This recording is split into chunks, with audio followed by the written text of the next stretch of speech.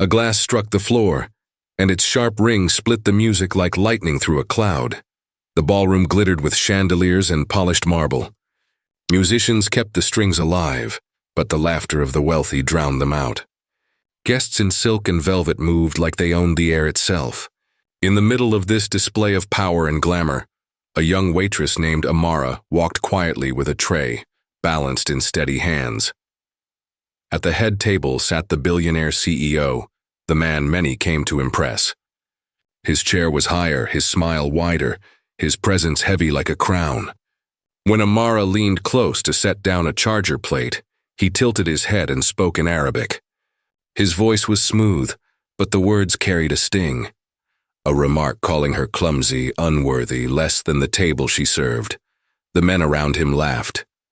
The bride's smile tightened, her knuckles whitening around her bouquet. Yet the music continued as if nothing had been said. Amara heard every word. She did not flinch. Years of silence had trained her face. Still, the sound sank deep. The words were not just insult. They were a verdict, spoken in a tongue the speaker thought she could never understand. She placed the plate with care and drew a napkin from her apron, white, folded, ordinary. But in her hand it became something else, a shield against shame, a quiet statement that she knew her own worth. She brushed the edge of the charger once, then laid the napkin at the CEO's side with deliberate precision. But the mockery did not stop. The CEO leaned back, confident in his invisible cloak of language. More Arabic followed, each word sharpened to cut, each laugh around him louder. He thought he was safe in a world where no servant could reply. The room shifted. Perfume mixed with the smell of roasted meat. The clink of silver slowed. A child at the dessert table stopped chewing. Even the chandeliers seemed to burn more fiercely, as if aware that something was breaking. Amara stood with her back straight, her tray lowered. She did not meet his eyes yet. Her silence grew heavier than his words. Wealth sparkled on the table, but dignity stood taller in her calm posture. The CEO added one last phrase in Arabic, meant as a final laugh. It was not loud, but it carried like smoke in the air. He smirked, expecting no reply, expecting her to stay silent as the world always had. Then Amara moved. She turned slightly, her face in view only of the head table. Her eyes held no anger, only clarity. She folded the napkin again, sharp as a blade, and placed it down like a flag refusing to fall. And then she spoke. Her voice was calm, measured, but it cut through the ballroom like the glass had done. She answered him in fluent Arabic. The room froze. The words left her mouth like a key turning in a locked door. For a heartbeat, silence gripped the ballroom. Glasses froze mid-air. Forks stopped halfway to mouths. The guests looked from the billionaire CEO to the waitress, uncertain if they had heard correctly. Her voice was calm, her accent precise, and every syllable in Arabic struck the air with perfect clarity. The insult that had been hidden in language was no longer secret. In a few simple words, Amara had shown that she understood everything he had said. She had taken the weapon he thought was his alone and turned it into a mirror. The CEO's smile faltered. His laugh, meant to lead the room, died on his lips. He shifted in his chair, suddenly unsure if he was still in control. Wealth could buy silence, but it could not erase truth spoken with dignity. Gasps rippled down the tables. A woman leaned forward, whispering to her husband. A group of young men, who had laughed at the CEO's remarks moments earlier, now lowered their eyes, ashamed. The bride looked between the waitress and the head table, as if a hidden fault line had cracked open on her wedding night. Amara stood tall, her tray held close to her side like a shield. Her fluency was not just language, it was history. Years earlier, her father, a scholar forced to leave his homeland, had taught her Arabic at the kitchen table of their small apartment. This tongue, he would tell her, is not just words. It is survival. It is respect. It will protect you when the world tries to strip you of both. Those lessons returned now, not in books but in fire. Every sound that passed her lips carried not only meaning, but also memory. It was the language of pride, of dignity carried across oceans, now echoing inside a ballroom meant to silence her. The CEO cleared his throat, forcing a grin. He tried to wave it away as a misunderstanding, a harmless joke lost in translation, but the guests were not convinced. They had heard her fluency. They had seen the balance of power tilt before their eyes. The contrast was stark. A billionaire draped in wealth against a young woman in a plain black uniform, yet it was she who commanded the room. The chandeliers still sparkled, the violin still played, but all eyes were on the waitress who had made arrogance stumble. Amara spoke again, her tone steady, her words exact. This time her Arabic was sharper, not just translation but revelation. She reminded him, quietly, directly, that language carries memory and memory carries accountability. The CEO's hands, once folded with ease, tightened against the tablecloth. A bead of sweat glistened under the lights. The laughter around him had died. What had been mockery now felt like exposure. Amara lowered her tray, her voice landing one final time. Her last line was clear, fluent, and unshakable. The CEO's face drained of confidence. His eyes shifted away, but there was no hiding. Guests exchanged uneasy glances, realizing they had witnessed more than a reply. They had seen power itself tremble, and in that moment the silence belonged not to him, but to her. The chandelier light glimmered as if the room itself were holding its breath. Amara's words had not ended with a reply. They carried something more, phrases threaded with precision, hints that only sharp ears could catch. It was not only fluency, it was knowledge. At first, the guest thought she was repeating his insults back to him. But then a banker at the far table straightened, recognizing terms that had no place in a wedding toast. Accounts, transfers, numbers whispered like shadows. His hand paused above his wine glass, trembling slightly. The CEO forced a laugh, loud and careless.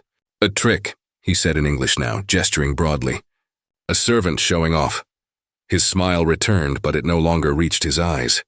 He leaned toward the men beside him, urging them to laugh again to restore the illusion of control. But illusions crack quickly. The bride's father frowned, confused. The groom leaned closer, whispering urgently. Around the table, heads turned not toward the CEO, but toward Amara. Her tray was now empty, but her voice was full. Each line in Arabic was like a stone dropped into clear water, rippling outward.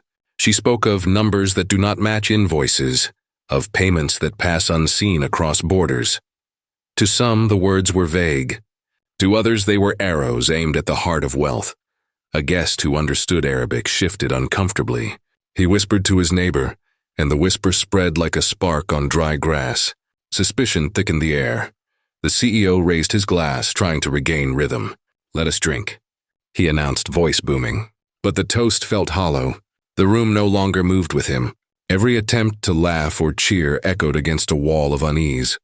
Amara remained still, her black uniform stark against the shimmer of gowns and jewels. Her dignity contrasted with his struggle. She did not need to shout. Her quiet words had already bent the course of the night. One man at the table leaned forward. "What did she say?" he asked, his voice sharp. Another echoed him. "Translate." Soon the demand rose louder than the music. Guests wanted clarity, not ceremony. The CEO shook his head, dismissing it with a wave. "It is nothing," he said, the smile finally cracking. His face shone under the chandeliers, not with pride but with pressure. But Amara had given enough. Her sentences, simple and exact, carried the weight of truth dressed as rumor. She spoke of files hidden in foreign banks and funds washed clean before they reached the shore. The words struck deep, leaving no proof yet but planting seeds of doubt. Phones appeared in guests' hands. Some began recording. Others asked questions in low, urgent voices.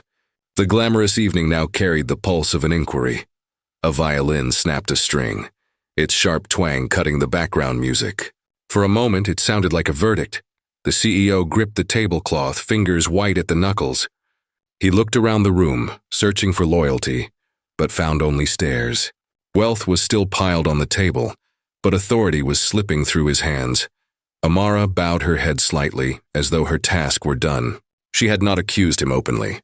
She had not shouted. Yet her words had lit the room with suspicion brighter than any camera flash. A banker near the edge of the hall leaned close to his companion.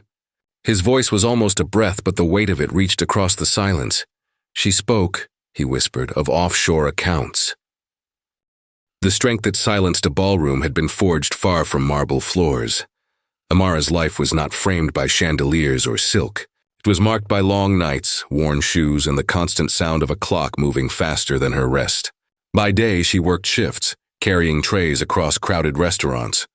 By night, she became a student again, sitting at a second-hand desk, the lamp glowing like a small torch against the dark. She was a single mother. Her son slept in the next room, sometimes with the light left on, a sign that safety was fragile but still possible. Bills pressed against the door like unwanted visitors, and each envelope meant another shift, another hour standing on tired feet.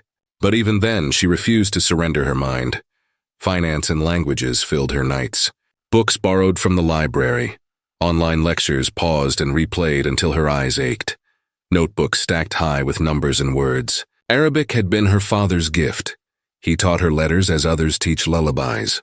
But finance was her choice, a skill she chased because she understood that money was not just numbers. It was power, and power was often abused. When exhaustion pulled at her, she thought of her father. He had once been a scholar, his life uprooted by politics and borders.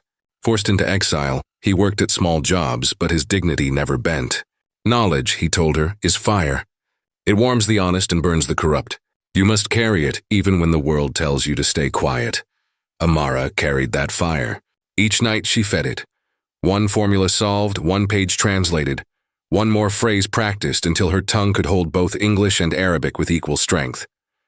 She knew that learning was not just survival but armor. Her coworkers saw her as steady, polite, efficient. Guests saw her as background. None of them saw the notebooks filled with figures, the careful notes about offshore banking laws, the printed articles tucked into her apron pocket to read on breaks. She was invisible to those who looked only for wealth, but in her silence she was preparing. The uniform she wore at work was plain black, but it carried invisible medals of endurance.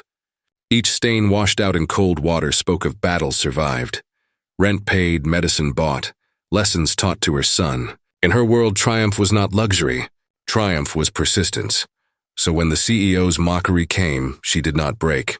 She had already faced harder nights. His words were loud, but they were no heavier than the debts she had lifted or the doubts she had defeated. The contrast was sharp. A man who believed wealth gave him safety, and a woman who had learned that truth, once lit, burned longer than gold. As the ballroom returned to uneasy whispers, Amara's past remained unseen by most. But her resolve had roots deeper than any chandelier's light could reveal. She was not ordinary staff. She was a quiet force, a flame carried carefully through years of shadows. Some truths take years of silence before they erupt. The first phone lifted was like a signal flare in the dark. At once, screens rose across the ballroom. What had begun as whispers now grew into a tide of evidence. Guests who once clapped politely now leaned forward, recording, documenting, refusing to let the moment vanish into silence. The air of celebration bent into something sharper, something investigative. Amara stood steady in her black uniform, her voice calm but clear. Each phrase in Arabic carried weight, each word echoing the hints she had already released. Offshore accounts, transfers without names, payments that left no trail. She spoke without shouting, yet every sentence felt louder than the music. The billionaire CEO laughed quick and forced. His teeth flashed, but his eyes betrayed unease. "A joke," he said in English, raising his glass again, trying to press glamour back over the cracks. His voice carried, but conviction did not. The contrast was striking. Gold cutlery gleamed, candles burned in perfect order, but none of it hid the shift. A woman in diamonds lowered her fork and turned her phone toward him. A banker whispered into his recorder. Journalists invited to cover the luxury of the wedding now found themselves scribbling notes, their pens racing across pages. The CEO waved his hand as though brushing away smoke. "She is confused. She mistakes her words," he insisted, his laughter stumbling over itself. But the guests were no longer laughing with him. They were watching, collecting, questioning. One guest whispered, "Translate again." Another leaned closer. What did she say this time? The demand pressed harder with each voice, building pressure in a room designed for ease. Amara did not look at the phones. She did not need their attention. Her dignity was her shield. She spoke only enough to keep the fire alive. measured phrases that pointed to truths greater than the room could yet grasp. The CEO shifted in his chair, tugging at his cufflinks, wiping a drop of sweat from his temple. Every movement was a crack in his empire. He raised his glass higher, forcing another laugh. But laughter could not rebuild what had broken. The ballroom itself became a courtroom. Silk gowns and tuxedos no longer mattered. They were witnesses now, not guests. Every eye carried judgment. Every phone carried memory. The CEO's wealth could buy silence from staff, but it could not erase the evidence of 100 cameras. A violinist lowered his bow. The music fell away entirely. The silence was louder than any song. The bride and groom sat frozen, caught in the center of a storm meant to be their night of promise. The bride's eyes filled with confusion. The groom's jaw clenched tight. Even love was overshadowed by exposure. The CEO raised his voice once more, desperate, trying to drown out the truth. But his tone cracked, and the effort only revealed fear. Amara set her tray down gently, as if marking the close of service. She had given enough. The rest no longer belonged to her, it belonged to the room. And then it happened. A journalist seated near the edge lifted his camera. The first flash burst across the ballroom, bright and merciless. It was not decoration. It was evidence. The truth arrived not with thunder, but with paper. As the ballroom bristled with whispers and flashing phones, Amara reached for her apron. Her movements were calm, steady, almost invisible. Yet the weight of them pulled every gaze. When her hand emerged, she was not holding a tray, not even a glass. She held a small slip of paper, worn at the edges, stained by a drop of wine. It looked ordinary. It was a receipt. But in her hand it became something else. She lifted it just high enough for the head table to see.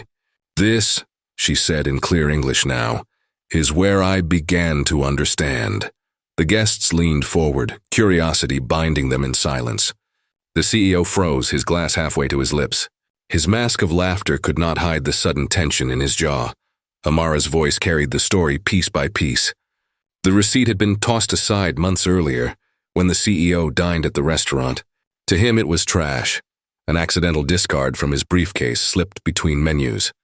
But to her eyes, trained by nights of study, the numbers on it were not ordinary. Amounts shifted, accounts mismatched, figures written in codes she recognized from articles on offshore fraud.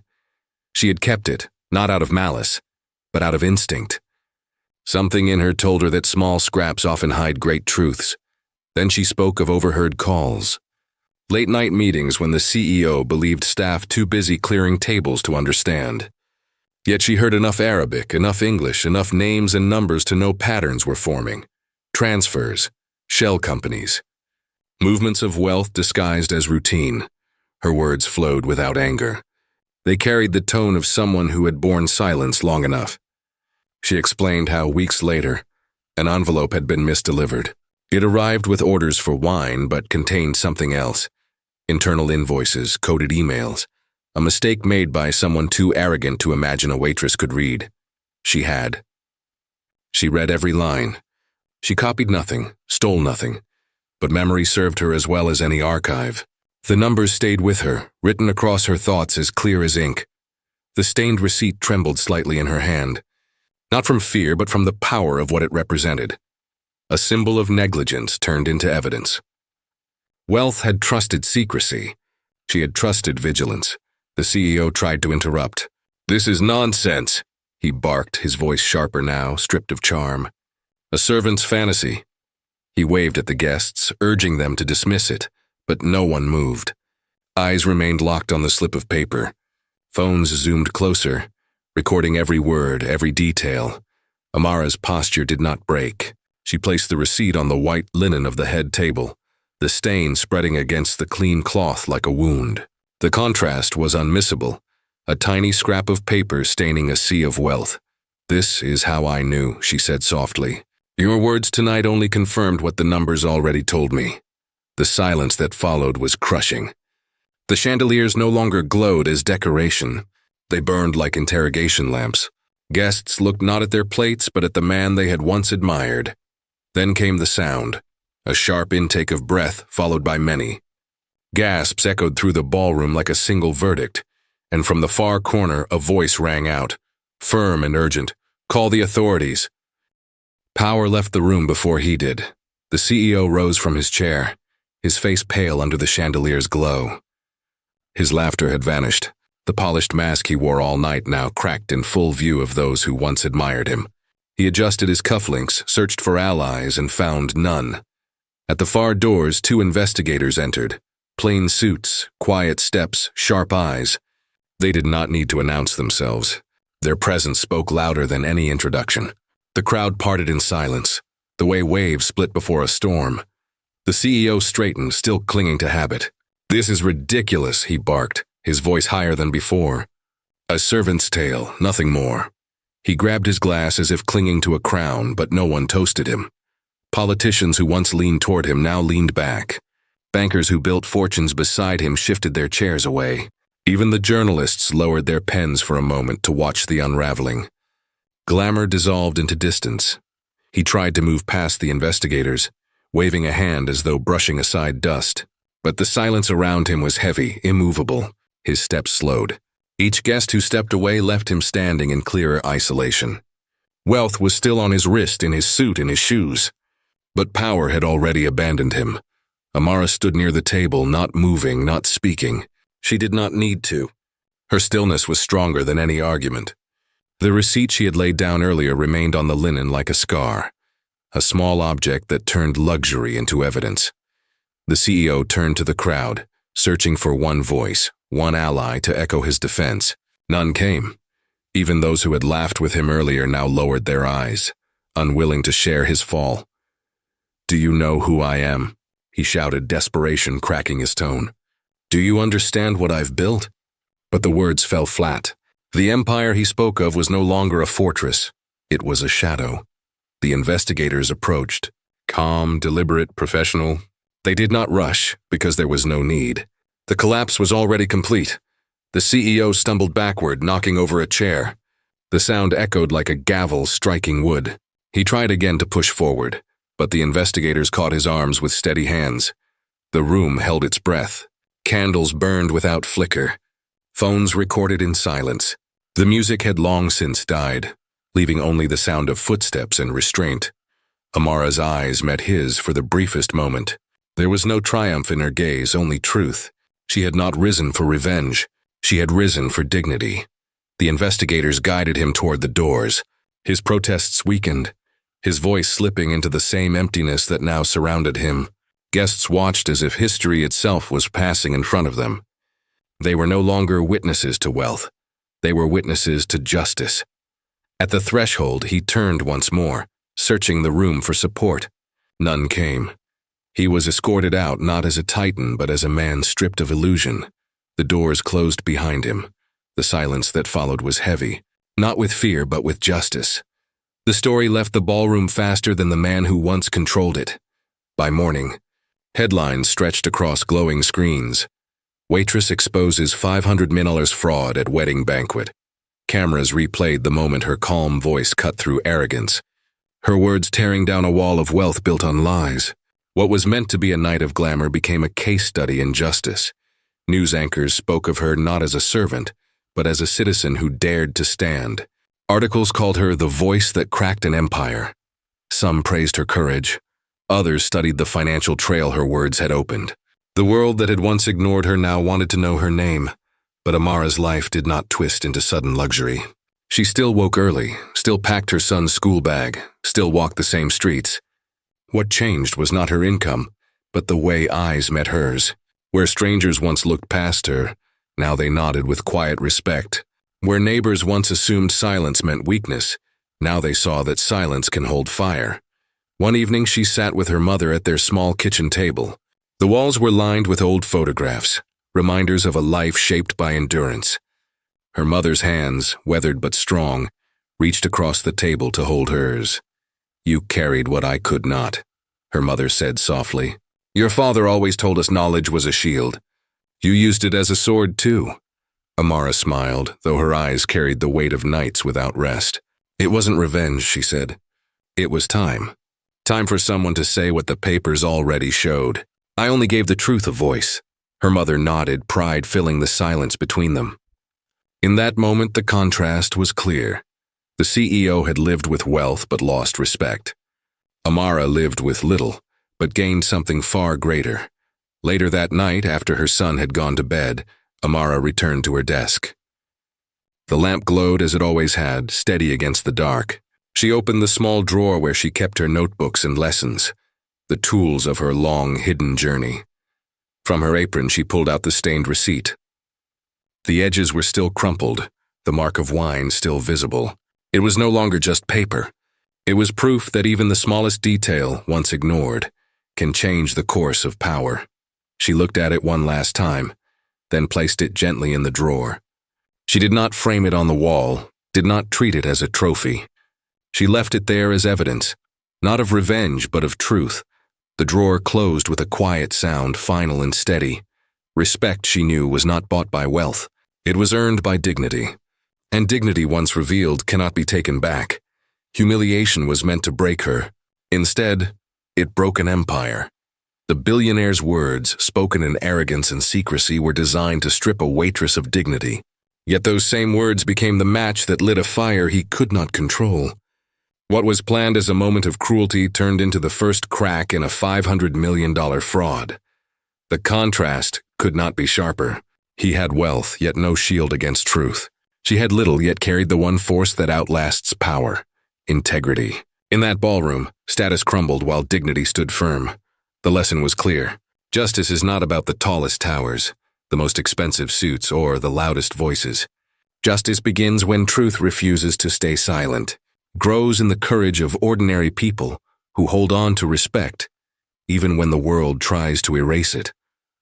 Amara did not set out to expose corruption.